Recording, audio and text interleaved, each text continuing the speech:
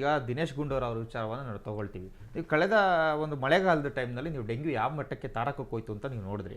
ಆದರೆ ಇವ್ರು ಆರಾಮಾಗಿದ್ರು ದಿನೇಶ್ ಗುಂಡೂರಾವ್ ಅದ್ರ ಬಗ್ಗೆ ತಲೆ ಕೆಡಿಸ್ಕೊಳ್ದಂಗೆ ಅವ್ರದೇ ಆದ ಲೋಕದಲ್ಲಿದ್ದರು. ಡೆಂಗ್ಯೂ ಯಾವ ಮಟ್ಟಕ್ಕೆ ಹೋಯ್ತು ಅಂತಂದರೆ ಡೆಂಗ್ಯೂ ಅನ್ಕಂಟ್ರೋಲಬಲ್ ಆಗೋಯ್ತು. ಎಲ್ಲ ಪ್ರೈವೇಟ್ ಆಸ್ಪತ್ರೆಗಳಲ್ಲಿ ಪೇಷಂಟ್ಗಳು ಬೆಡ್ ಸಿಗ್ತಲೇ ಅಪತಪ್ಪಿ ಮಾಡಿಬಿಟ್ರು. ಆ ಮಟ್ಟಕ್ಕೆ ಡೆಂಗ್ಯೂ ಅನ್ಕಂಟ್ರೋಲಬಲ್.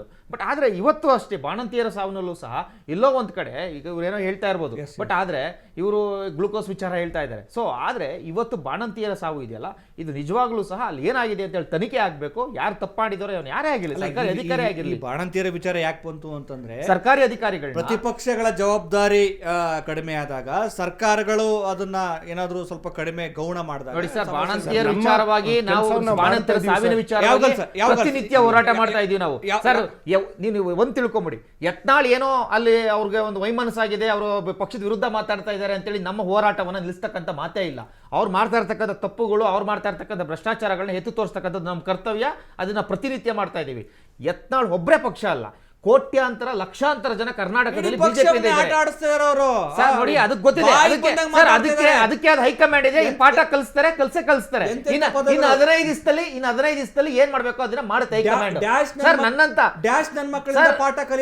ನೋಡಿ, ನನ್ನಂತ ಒಬ್ಬ ಸಾಮಾನ್ಯ ವ್ಯಕ್ತಿ ಲಕ್ಷಾಂತರ ಜನ, ಕೋಟ್ಯಾಂತರ ಜನ ಪಕ್ಷಕ್ಕೋಸ್ಕರ ಕೆಲಸ ಮಾಡ್ತಿದ್ದಾರೆ. ಯತ್ನಾಳರಿಂದ ಪಕ್ಷ ಅಲ್ಲ, ನಮ್ಮಂತ ಕಾರ್ಯಕರ್ತರಿಂದ ಪಕ್ಷ. ಯತ್ನಾಳರು ಅದನ್ನ ಅರ್ಥ ಮಾಡ್ಕೋಬೇಕು.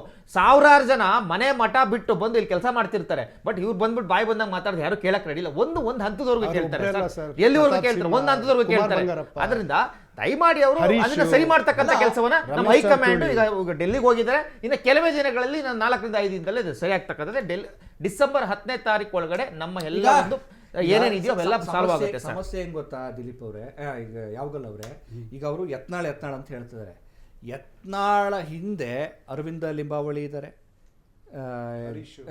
ಜಾರಕಿಹೊಳಿ ಇದ್ದಾರೆ, ಪ್ರತಾಪ್ ಸಿಂಹ ಇದ್ದಾರೆ, ಸಿದ್ದೇಶ್ವರ್ ಇದ್ದಾರೆ, ಬಂಗಾರಪ್ಪ ಇದ್ದಾರೆ.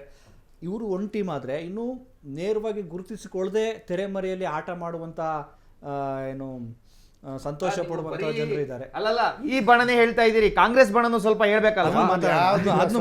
ಕಾಂಗ್ರೆಸ್ ಹಾಸನದಲ್ಲಿ ಆಗ್ತಾ ಇರ್ತಕ್ಕಂಥ ಸಮಾವೇಶ ಮಾತಾಡ್ಬೇಕಲ್ವಾ? ಸಮಾವೇಶ ಮೊದಲು ಅಹಿಂದ ಸಮಾವೇಶ ಅಂತ ಹೊರಟಿದ್ದು, ಅಹಿಂದ ಸಮಾವೇಶ ಅಂತ ಹೊರಟು ಎಲ್ಲರೂ ಜವಾಬ್ದಾರಿ ತೆಗೆದುಕೊಂಡು ಸಮಾವೇಶ ಮಾಡಬೇಕು ಅಂತ ಹೊರಟರು.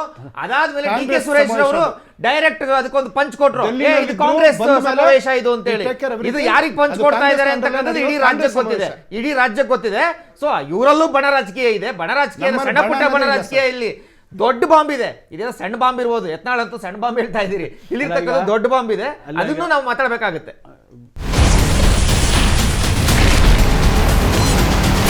Ashwavega English News. Coming soon. Your channel, your voice, your trust.